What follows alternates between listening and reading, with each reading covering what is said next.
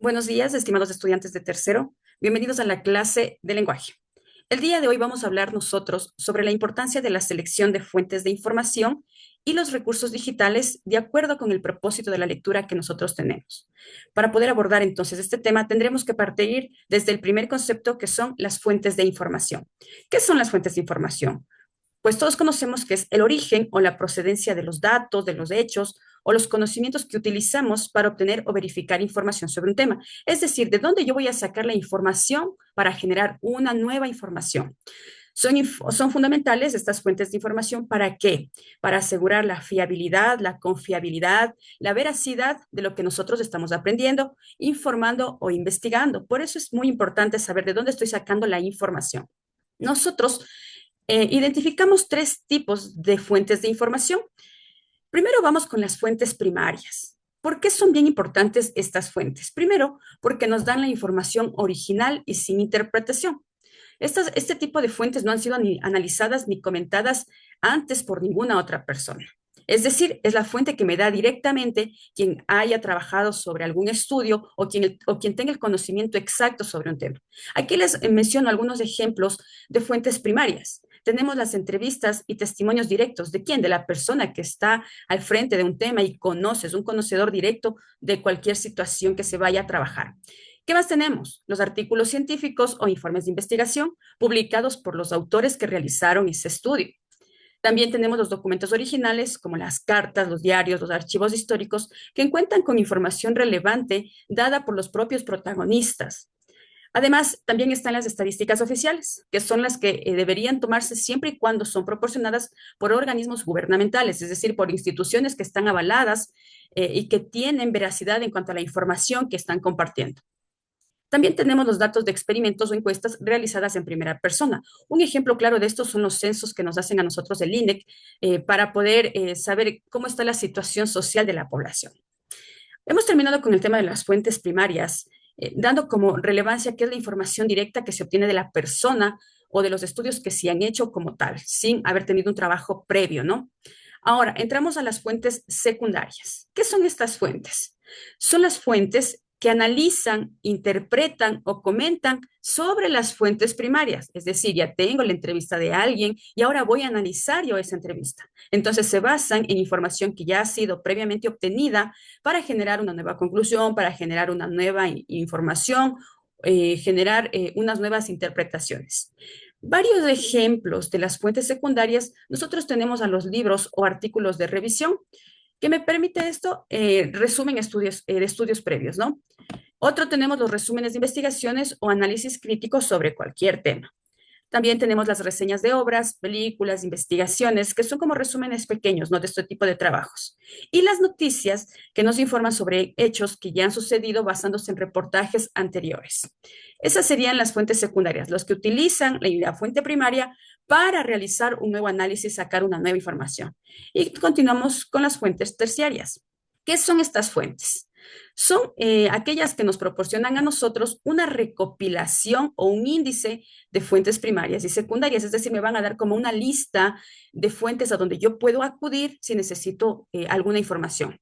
Generalmente las fuentes terciarias no contienen análisis profundos, sino que más bien, como les indico, me sirve a mí para localizar y acceder a otras fuentes. Un ejemplo de este tipo de fuentes terciarias son las enciclopedias, los directorios, las bases de datos, los compendios, las guías donde usted encuentra información que le va a permitir llegar a una fuente secundaria o mejor aún a una fuente primaria donde está la información exacta y tal cual el autor de la misma. ¿Qué tenemos que saber nosotros sobre las fuentes, ya sean primarias, secundarias o terciarias? ¿Y por qué es importante recalcar esto? Porque cuando usted utiliza fuentes de información, se debe evaluar qué tan creíbles son. Es decir, yo tengo que fijarme quién es el autor, qué institución es la que está avalando, cuál fue la fecha de publicación. Considerar estos aspectos importantes o las páginas de donde usted está sacando y considerar si es una fuente objetiva, una fuente clara, una fuente real, verificable sobre todo, o si puede tener ciertos sesgos, ciertas cosas incompatibles que me pueden generar dudas de este trabajo.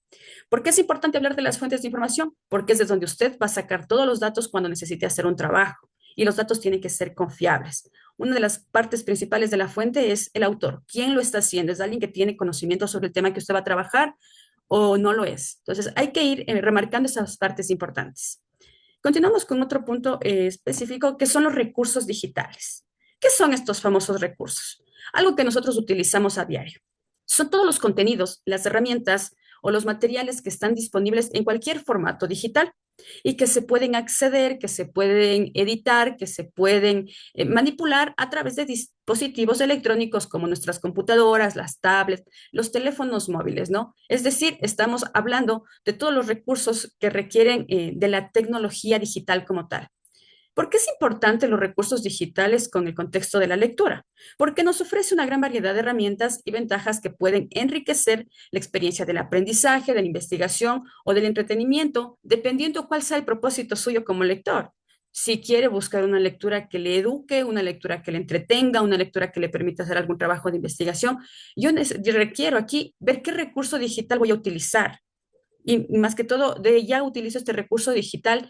Ahora, ¿qué fuente es la que me va a servir de ese recurso digital? ¿Qué tan confiable es lo que yo voy a utilizar de las redes para poder generar mi trabajo, para poder generar mi nueva investigación sobre algún tema?